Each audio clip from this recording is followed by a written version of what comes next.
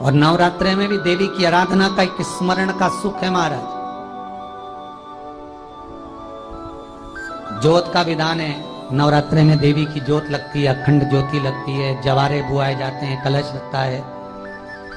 ज्योत का भी विधान है। जिसके यहाँ दिया अखंड जलाया जाता है, अगर वो दिए की लो, दिए की बाती अगर दक्षिण दिशा की होती है तो उसके घर में साल भर में एक घात जरूर होती है।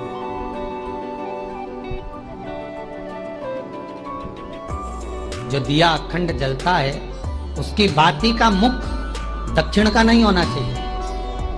अगर आपने देवी भागवत का स्मरण कराओ, देवी भागवत को अगर सुना हो, तो देवी भागवत में स्पष्ट किया गया कि पूर्व की ओर मुख करा हुआ दिया, अर्थात पूर्व की ओर ज्योत जो जलाई जाती है वो संपदा की वृद्धि करती है। पश्चिम की ओर मुख कर कर जो ज्योत लगाई जाती है महाराज, वो वैभव को देती है। और उत्तर की ओर जो मुख कर कर ज्योत जलाई जाती है, उत्तर की ओर जो ज्योत का मुख रहता है वो आयु की वृद्धि करती है, घर में अकाल मौत को रोकती है।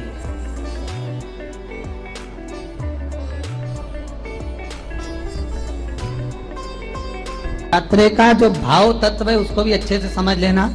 दक्षिण की ओर ज्योत ना लगाए, अगर आपको लगाना है पूरब की लगाए, पश्चिम की लगाए या उत्तर की लगाए। और जितने दिन महारानी जगदम्बा जगतधात्री दुर्गा भवानी साल भर में इतना धन दे देगी कि आपने पीछे के 4 साल में नहीं कमाया होगा, इतनी मेरी माँ भंडार भर देगी। देवी भागवत में स्पष्ट किया गया, जब जगदम्बा मगर पर आती है उसका भाव अलग है, और जगदम्बा जब हाथी पर आती है उसका भाव अलग है, और जगदम्बा जब घोड़े पर आती है तो जगत को समृद्धिवान बना देती है, वैभव में कमी नहीं आती। अभी जरासी मिट्टी की दुकान भी अगर आप खोल कर बैठेंगे तो चांदी और सोना के बराबर कमाएंगे, इतना धन देगी वो माता। साधारण नहीं है मेरी माता। तात्विक सुख का आनंद देने वाले, लाभ तत्व प्रदान कर। और नवरात्रि में भी अगर आपकी कोई कामना है, आपकी अगर इच्छा है, आपका मन है, तो जगत जननी की आराधना करो। पति और पत्नी में अगर क्लेश है तो जगदम्बा के मंदिर में मक्खन चढ़ाओ, प्रेम बढ़ जाएगा। आपको लगता है कि पति कोई अन्य स्त्री से लगा हुआ है या परिवार टूट रहा है, तलाक तक पहुंच गया है, तो माता के मंदिर में आप ध्वजा लगवाइए, उस ध्वजा पर मक्खन लगाकर लगवाइए, आपको लाभ मिलेगा महाराज। यदि आपको लगता है कि